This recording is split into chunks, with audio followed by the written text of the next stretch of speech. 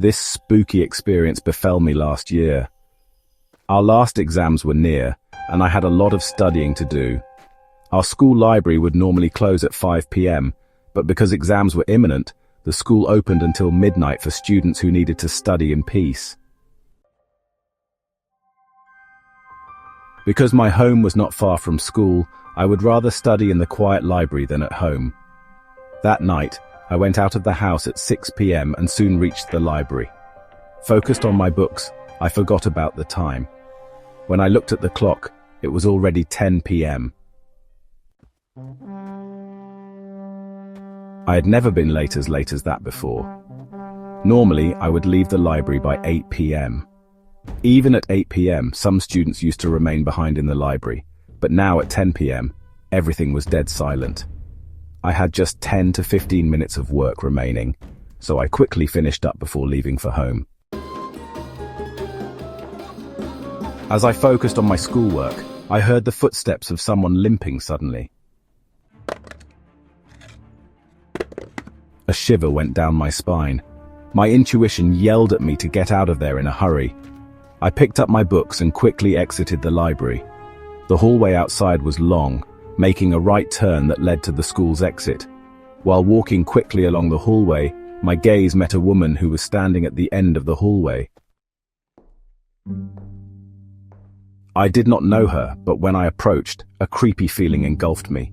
My unease increased until I could not bear it any longer. "Who is there?" The moment I had uttered the words, she disappeared. I exhaled in relief and hastened my step toward the exit.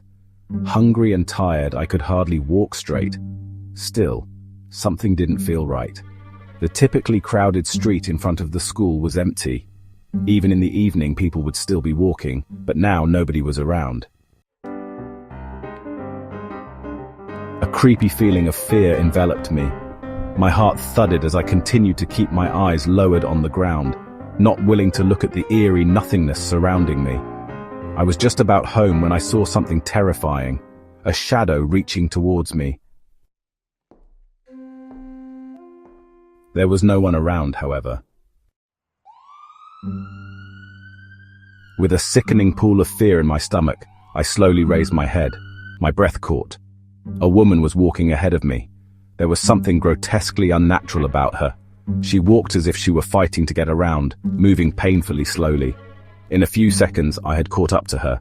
That's when I could see her properly.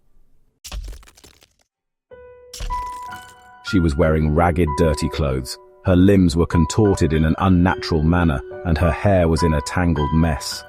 A shiver of apprehension swept through me, leaving me rooted where I stood. My intuition yelled at me not to take another step. "Where is my daughter?" I couldn't catch my breath. I couldn't think. My whole body froze with terror.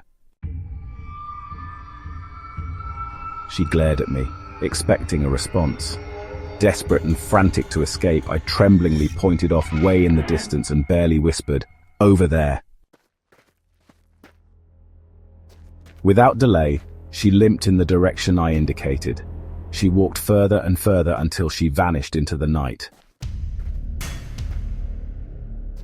I didn't hesitate. I ran. Fear consumed my whole body. My sole consideration was to find someone. Anyone. A car, a pedestrian, anything that would take me back to safety. But before I could make it home, a scream of terror shook the night. "She is not dead. Here." That is what I remembered last. Upon regaining consciousness, I was at home. My neighbor discovered me unconscious on the ground and brought me in. When I explained to him what happened, his face turned gloomy. He then told me a story that gave me chills. In 1998, a woman called Agatha lost her 10-year-old daughter in a fatal accident while playing with friends at Eden Hill School. Unable to cope with the loss, Agatha was overcome with grief. Ever since, her ghost has been spotted roaming the school grounds and nearby streets, searching endlessly for her missing child.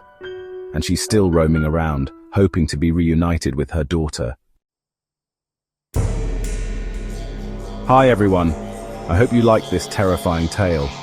If so, don't forget to comment and subscribe to my channel. I'll have another scary story coming up soon.